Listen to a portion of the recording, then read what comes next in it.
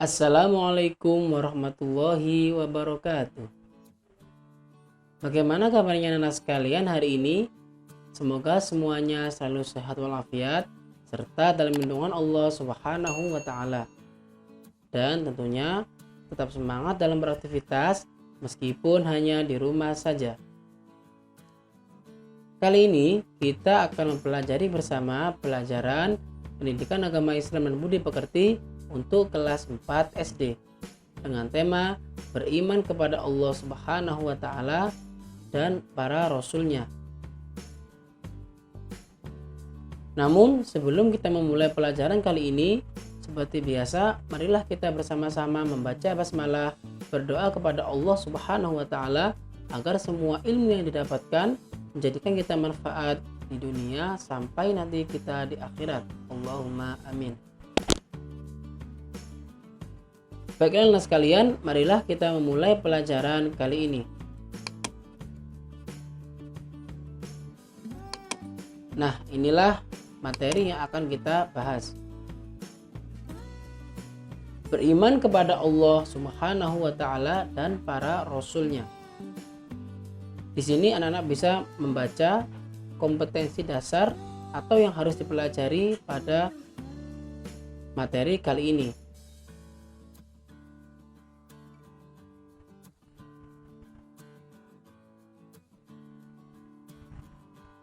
Baiklah, setelah kita mengetahui materi yang harus dipelajari pada kali ini, kita lanjutkan pada pembahasan pertama, yaitu pengertian iman.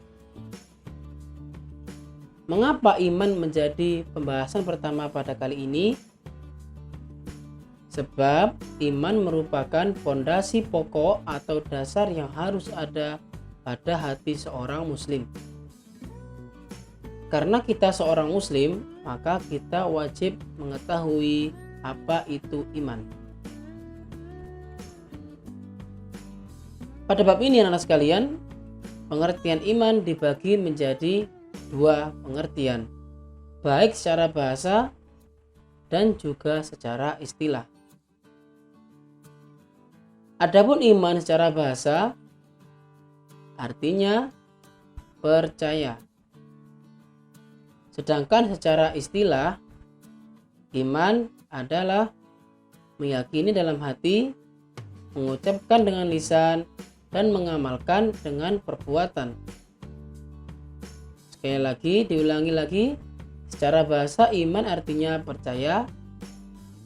Kemudian secara istilah, iman adalah meyakini dalam hati, mengucapkan dengan lisan, dan mengamalkan dengan perbuatan. Sebagai seorang muslim, kita harus memahami makna iman beserta contohnya. Adapun contoh dari iman tersebut adalah perbuatan sholat atau ibadah-ibadah yang lain. Sholat atau ibadah-ibadah yang lain merupakan bukti rasa iman kita kepada Allah Subhanahu wa taala. Karena setelah kita mengucapkan dua kalimat syahadat, kita tidak cukup hanya demikian, tapi kita harus membuktikan dengan ucapan dan perbuatan, yaitu sholat beserta bacaan-bacaan sholat sebagai doa kepada Allah Subhanahu wa taala. Atau bisa ibadah yang lain seperti puasa, zakat, haji, dan lain sebagainya. Itulah merupakan pembuktian iman yang harus kita perhatikan. Sebagai seorang muslim, kita wajib mengetahui apa itu iman. Sebagaimana yang telah kita ketahui bersama, rukun iman ada 6, yaitu iman kepada Allah, kepada malaikat-malaikat Allah, kepada kitab-kitab Allah, kepada rasul-rasul Allah, dan kepada hari kiamat, serta kepada qada dan qadar Allah. Maka di sini orang mukmin harus memahami konsep iman melalui rukun iman yang 6. Paham ya anak sekalian? Baiklah, kita lanjutkan materi berikutnya. beriman kepada Allah Subhanahu wa taala. Bagaimana caranya? Manusia sadar bahwasanya di luar sana ada kekuatan atau kekuasaan yang melebihi kekuasaan atau kekuatan dirinya. Contohnya, ketika ia melihat matahari, bulan, dan segala penampakan alam, ia bertanya-tanya, bisakah manusia menciptakan ini semua? Mungkinkah semua ini ciptaan manusia? Nah, dari sinilah manusia sadar bahwasanya semua penampakan alam tersebut keluar dari kemampuan manusia. Semuanya merupakan kekuasaan Allah sebagai Zat Maha Pencipta, yaitu yang menciptakan semua atau segala sesuatu di muka bumi ini. Ini anak sekalian, cara kita beriman kepada Allah Subhanahu wa ta'ala. Setelah kita percaya terhadap keberadaan Allah Subhanahu wa ta'ala sebagai Zat Maha Pencipta, tentu saja kita mampu mengenal Allah Subhanahu wa ta'ala. Mengenal Allah bisa melalui yang pertama ayat-ayat suci Al-Quran. Kemudian bisa melalui penghayatan atau tadabbur terhadap alam semesta. Dan bisa melalui Asmaul Husna atau pemahaman Asmaul Husna dari Al-Basir, Al-Adl, dan Al-Azim. Inilah cara kita mengenal Allah Subhanahu wa ta'ala. Paham ya anak sekalian? Setelah itu kita lanjutkan pada materi berikutnya. Yang pertama, cara kita mengenal Allah melalui ayat-ayat suci Al-Quran. Anak-anak sekalian, perhatikan, jika kita mampu memahami makna dan kandungan ayat dalam Al-Quran, tentu saja kita akan menemukan banyak ayat yang menjelaskan tentang keberadaan Allah Subhanahu wa ta'ala sebagai Tuhan yang wajib kita sembah. Sehingga meskipun panca indera kita tidak pernah bersentuhan dengan Allah, tetapi kita tetap yakin bahwasanya Allah benar-benar ada. Inilah anak sekalian, bagaimana cara kita mengenal Allah melalui firman Allah di dalam ayat-ayat suci Al-Quran. Allah berfirman dalam surat Al-An'am ayat 102, A'udzu billahi minasyaitonir rajim. Bismillahirrahmanirrahim. Dzalikumullahu rabbukum la ilaha illa huwa khaliqu kulli syai'in fa'buduh wa huwa ala kulli syai'in wakil. Artinya, yang demikian itu adalah Allah sebagai Tuhan kamu. Tiada Tuhan selain Allah, pencipta segala sesuatu. Maka sembahlah Allah. Dan dialah Allah yang memelihara segala sesuatu.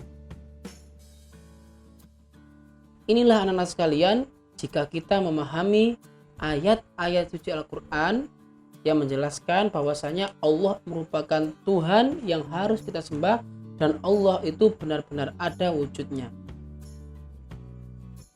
Paham ya anak sekalian? Baiklah, kita akan lanjut pada materi berikutnya. Kita mampu mengenal Allah melalui pengamatan alam semesta. Anak-anak sekalian, jika kita merenungi bersama, sesungguhnya alam semesta ini terbagi menjadi 3 bagian, yaitu bumi beserta semua makhluk di atasnya, kemudian langit beserta gugusan bintang di sekitarnya, kemudian udara dan angin yang berhembus di antara keduanya. Kesemuanya ini merupakan keseimbangan alam anak-anak sekalian, dan alam ini menjadi bukti bahwasanya Allah itu ada. Dan tentunya tidak ada makhluk satupun yang mampu menciptakan alam semesta ini yang begitu luas, begitu besar, serta mengatur keseimbangannya, melainkan Allah Subhanahu wa ta'ala. kita hanyalah makhluk lemah yang tidak bisa berbuat apa-apa kecuali pertolongan Allah Subhanahu wa taala. Maka kita harus benar-benar sadar bahwasanya kita merupakan makhluk Allah yang lemah. Maka dari itu anak sekalian, kita tidak boleh merusak keseimbangan alam, kemudian kita menghancurkan keindahan alam dan lain sebagainya. Kita harus memahami bahwasanya alam merupakan nikmat yang diberikan oleh Allah kepada kita. Maka dari itu anak sekalian, alangkah lebih baiknya kita mengingat kebesaran Allah Subhanahu wa taala ketika melihat pemandangan alam dengan mengucapkan kalimat thayyibah seperti subhanallah dan memperbanyak pujian-pujian kepada Allah dengan mengucapkan alhamdulillah. Ini yang diajarkan Rasulullah SAW kepada kita. Bagaimana sekalian? Paham ya? Baiklah, marilah kita lanjutkan materi berikutnya. Mengenal Allah juga bisa melalui Asmaul Husna, yaitu yang pertama Al-Basir, yang artinya Allah Maha Melihat. Anak-anak sekalian, tidak ada satupun di dunia ini yang luput dari penglihatan dan pengawasan Allah. Perbuatan kita sekecil apapun akan dinilai, akan dilihat oleh Allah Subhanahu wa taala. Bahkan anak sekalian, Allah mengetahui jumlah ikan yang ada di lautan di bumi ini dan tentunya isi hati kita. Inilah anak sekalian, maka Allah berfirman dalam Al-Quran, A'udzubillahi minasyaitonirrajim, Bismillahirrahmanirrahim, Innallaha ya'lamu ghaibas samawati wal ard, wallahu basirum bima ta'malun. Baiklah, kita lanjut pada Asmaul Husna berikutnya, yaitu Al-Adl, artinya Allah Maha Adil. Anak-anak sekalian, segala kekayaan, kelebihan, kekurangan, jenis kelamin, jabatan, dan lain sebagainya bagi Allah itu sama. Allah tidak pernah pilih kasih kepada para makhluknya. Tidak ada yang ditinggikan di hadapan Allah kecuali mereka yang paling bertakwa. Firman Allah, A'udzubillahi minasyaitonirrajim, Bismillahirrahmanirrahim, Alaihissallahu biahkamil hakimin. Yang artinya, bukankah Allah itu hakim yang paling adil atau bijaksana? Ini adalah sekalian cara mengenal Allah melalui Asmaul Husna Al-Adl. Baiklah, kita lanjutkan pada Asmaul Husna berikutnya. Al-Azim, yang artinya Allah itu Maha Agung. Allah tidak membutuhkan bantuan apapun dari makhluknya. Semua kekuasaan langit dan bumi ini di bawah kehendak Allah semata. Allah tidak butuh bantuan. Allah tidak butuh pertolongan. Hal ini tentu berbeda dengan manusia sebagai makhluk sosial yang senantiasa membutuhkan pertolongan saudaranya. Allah berfirman, A'udzubillahi minasyaitonirrajim, Bismillahirrahmanirrahim, Wasi'a kursiyyus samawati wal ard, wa la ya'uduhu hifdhuhuma wa huwal aliyyul azim. Yang artinya, kursi Allah atau kekuasaan Allah itu meliputi langit dan bumi, dan Allah tidak merasa berat memelihara keduanya. Sesungguhnya Allah itu Maha Tinggi lagi Maha Agung. Ini anak sekalian cara kita mengenal Allah Subhanahu wa taala melalui Asmaul Husna Al-Azim. Baiklah, setelah kita mengetahui cara mengenal Allah dari Asmaul Husna ini, tentunya kita mengimani bahwasanya Allah itu Maha segalanya. Allah Maha melihat, Allah Maha adil, dan Allah Maha agung. Inilah yang akan mengantarkan kita pada pemahaman iman yang sesungguhnya. Baiklah, dari sini kita sudah paham anak sekalian ya, bagaimana arti iman, kemudian bagaimana cara kita beriman kepada Allah Subhanahu wa taala serta mengenal Allah. Untuk pembahasan kali ini kita cukupkan pada pembahasan pengertian iman dan bagaimana kita beriman kepada Allah ya anak-anak sekalian. Pada pertemuan berikutnya kita akan membahas tentang beriman kepada Rasul-Rasul Allah yang berjumlah 25 Nabi dan Rasul. Dan sifat-sifat wajib bagi Rasul serta tugas mereka sebagai utusan Allah yang tentu berbeda dengan manusia yang lain. Itulah anak-anak sekalian yang bisa saya sampaikan pada pertemuan kali ini. Semoga semua materi yang disampaikan menjadikan manfaat bagi kita di dunia sampai nanti kita di akhirat. Allahumma amin. Jika ada pertanyaan, silakan tinggalkan komentar di bawah.